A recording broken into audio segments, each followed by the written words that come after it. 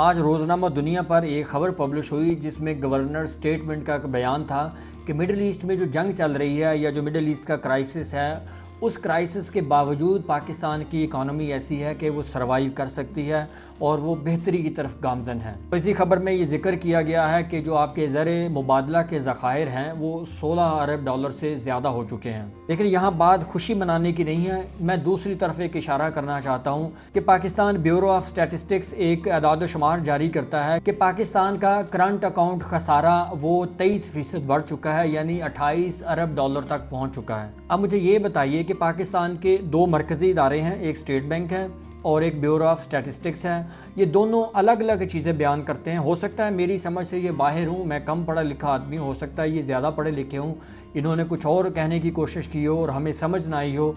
کہ governor state bank کہتے ہیں کہ ہماری جو اکانومی ہے وہ مڈل ایسٹ کے کرائسس کے باوجود سروائیو بھی کر رہی ہے اور بہتری کی جانب بھی گامزن ہے، اور دوسری طرف ایک دوسرا ادارہ جو ملک کی شماریات کا ادارہ ہے، شماریات کا مالک ہے، وہ یہ کہتا ہے کہ پاکستان کا جو کرنٹ اکاؤنٹ خسارہ ہے وہ بہت زیادہ بڑھ چکا ہے اور اس سال میں وہ 28 ارب ڈالر تک پہنچ چکا ہے۔ یہی وجہ ہے، یہی وہ سٹیٹمنٹس ہیں جو پاکستان میں سیاسی تقسیم کی وجہ بنتی ہیں اور سیاسی تقسیم کو گہرا کر دیتی ہیں، اتنا گہرا ہو جاتا ہے کہ عام آدمی کی سمجھ سے بھی باہر ہو جاتا ہے۔ اب یہ دو ڈیفرنٹ سٹیٹمنٹس ہیں، جن کو کرنٹ گورنمنٹ سے محبت ہوگی، جو اس گورنمنٹ کو پسند کرتے ہوں گے، وہ اس خبر کو اٹھائیں گے کہ یہ دیکھیں جی ہمارے گورنر اسٹیٹ بینک نے کہا ہے جی ہماری معیشت سروائیو کر رہی ہے اور بہتری کی جانب گامزن ہے،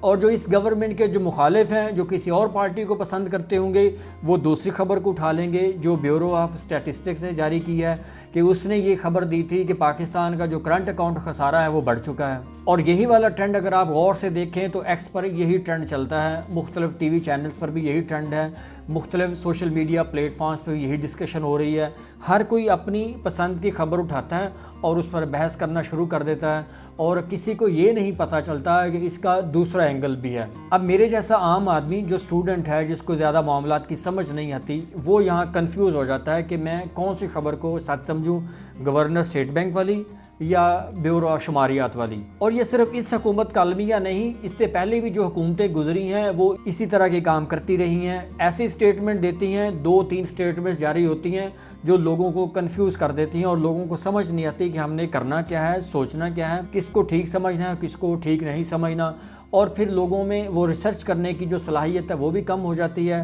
ریسرچ کرنے کا شوق بھی کم ہو جاتا ہے، اور وہ اپنی پسند کی انفارمیشن اٹھاتے ہیں، اس کو پرسیو کرتے ہیں اور اسی کی بیس پر اپنی سیاسی پسند ناپسند کا فیصلہ کرتے ہیں، یا اسی بیس پر اپنی پولیٹیکل ڈیبیٹس کا حصہ بن جاتے ہیں۔ آج کل آپ ایران کے پیرائے میں دیکھیں تو ہر دوسرے منٹ، ہر دوسرے گھنٹے کے بعد ڈونلڈ ٹرمپ کی سٹیٹمنٹس چینج ہوتی ہیں اور پوری دنیا کنفیوز ہو جاتی ہے کہ اس کی کون سے سٹیٹمنٹ پر یقین رکھیں، اور ایسی بدگمانی پھیلتی ہے کہ کوئی بھی اس پر یقین کرنے کے لیے تیار نہیں ہوتا۔ اور یہی سٹیٹمنٹس پاکستان میں بھی ہیں کہ ہر دوسرے لمحے الگ سٹیٹمنٹ ہوتی ہے، ہر دوسرا ڈپارٹمنٹ الگ سٹیٹمنٹ دیتا ہے، پوری قوم کنفیوز ہوتی ہے، کسی کو سمجھ نہیں آتی کہ اصل معاملہ ہے کیا اور کیا ڈیسائیڈ کرنا ہے، کس کو اچھا سمجھنا ہے اور کس کو غلط سمجھنا ہے۔ اور یہی چیز آپ کی پولیٹیکل ڈیبیٹس کو لڑائیوں میں تبدیل کر دیتی ہے، کیونکہ کسی کے پاس انفارمیشن نہیں ہوتی۔ اب میری ارباب اختیار سے گزارش ہے، خدا را اپنا انفارمیشن کا سسٹم بہتر کریں، انفارمیشن اتنی کلیریفائی ہونی چاہیے کہ عام آدمی دیکھتے ہی سمجھ آئے کہ یہ ٹھیک ہے، لیکن اتنی سٹیٹمنٹس میں تبدیلیاں، اتنی انفارمیشن میں تبدیلیاں